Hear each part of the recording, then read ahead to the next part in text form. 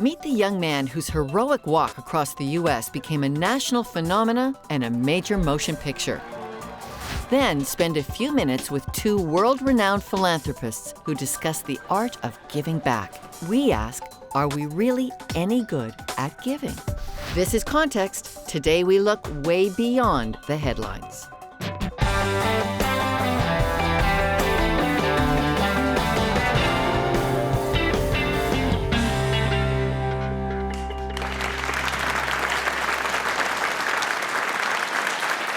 Our first guest is 15-year-old Zach Bonner. He is the youngest person ever to walk across America, and he did it to raise awareness about homeless kids. And also joining us is Dr. Michael Guillen, CEO of the Philanthropy Project. Michael and his team has brought Zach's inspiring story to the big screen. Let's welcome Zach and Michael to Context.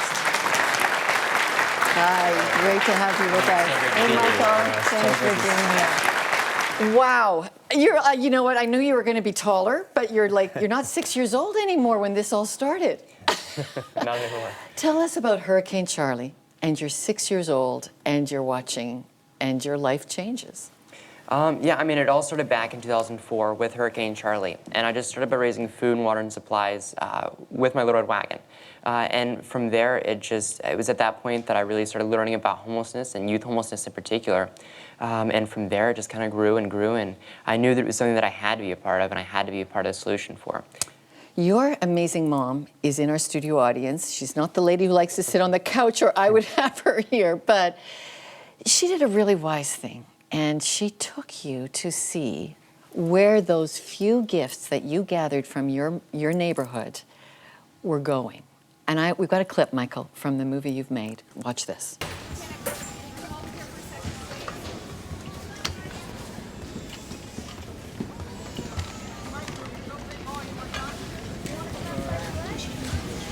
I thought you should see where all that stuff you collected was going. Some of these folks been here for weeks. Can you believe that? But they are being fed, clothed, taken care of. Now, people like you, if you hadn't done what you did, it would have been a whole lot worse for them. It's so, I know. Breaks your heart. And one day you're just living your life, and then bam, something happens, and the next thing you know, you're struggling with things that you always took for granted. How am I gonna feed my kids? Put clothes on their back, roof over their heads. It's just the simplest little thing can become a mountain that you have to climb. Hey. Hi. I have my own room.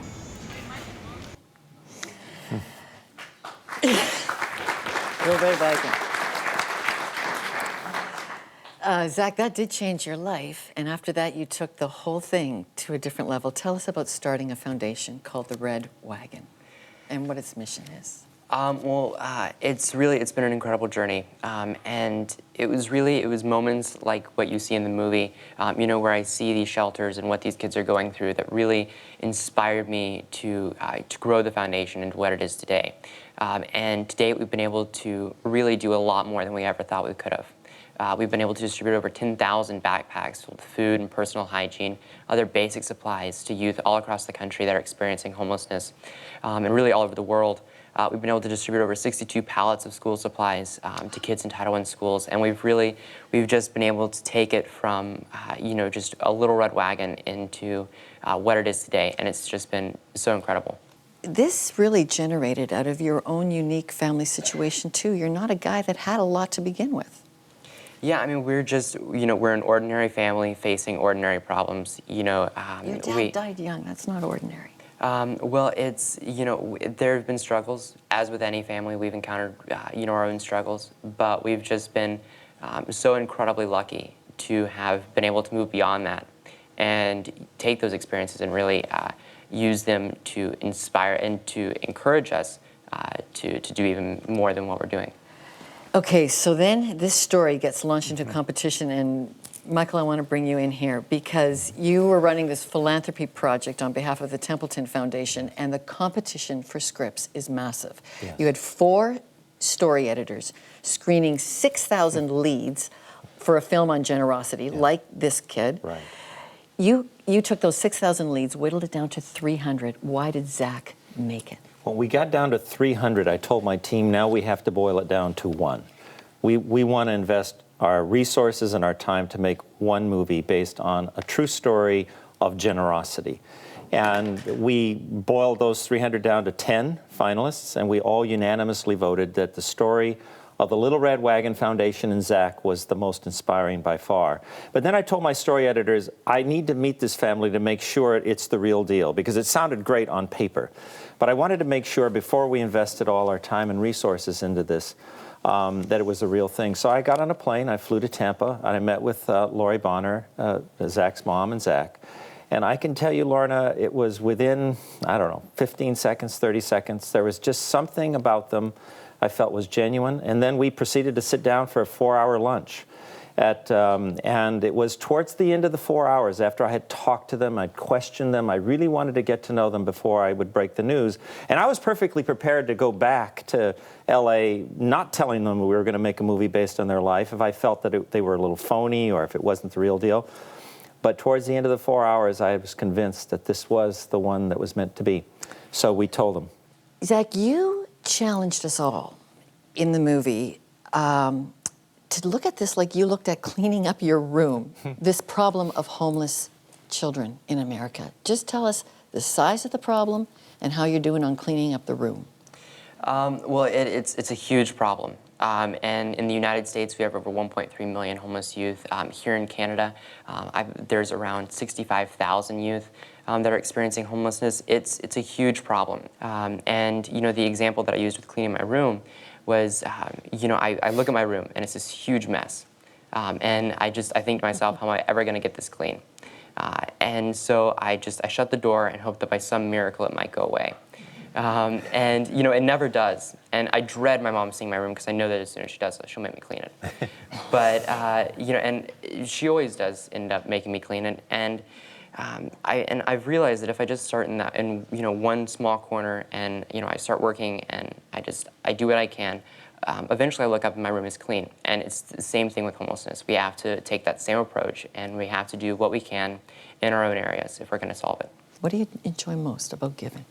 You know, I guess the feeling that you get when you know that you've made a difference in someone's life, especially a kid. I mean, we've been able to do so many different projects, but my favorite ones are always where we get to directly, you know, interact with the kids. We've done a lot of holiday parties, and because we always try and do fun things for the kids. And I remember this one time we were hosting a holiday party for a group of kids in a domestic violence shelter, and this one boy got a soccer ball. And when he opened it up, his face just lit up, and he was just so thrilled for something as simple as a soccer ball, and he was just so excited. And it's moments like that that I love about doing what I do, and just kind of encourage me to keep going. And it's been incredible. I love the drama your teenage sister brought to the movie. She was so ticked off how your life just eclipsed you and hers and your mom's. Have you patched things up with your sister? Yeah, she's Okay, you know, good. she's actually she's a lot nicer in real life than she is in the movie. They made her just a little bit more meaner than. Oh, Michael. Okay, Yeah. we're going to talk to Michael a little more later about this. But Zach Bonner, thank you very much. And you can get in touch with us how to get this great copy of the Little Red Wagon, also available at Walmart. But Zach Bonner, thank you so much for being with us. And Michael, we're going to come back with you a little bit more on generosity later. Zach Bonner, everybody. But now it's time to find out what you think. So do you typically respond financially when there is a crisis or a natural disaster? Let us know your giving. Yes or no, do you respond? Send us your answers by phone, email, Facebook, or Twitter. You can be part of our conversation. Now, our studio audience is taking a live vote on that question, and we'll have those results in a moment. But up next, how do we go from good to great at giving? We'll learn from Dr. Jack Templeton, president of the John Templeton Foundation, and Prem Watsa, the man who's been called Canada's own Warren Buffett.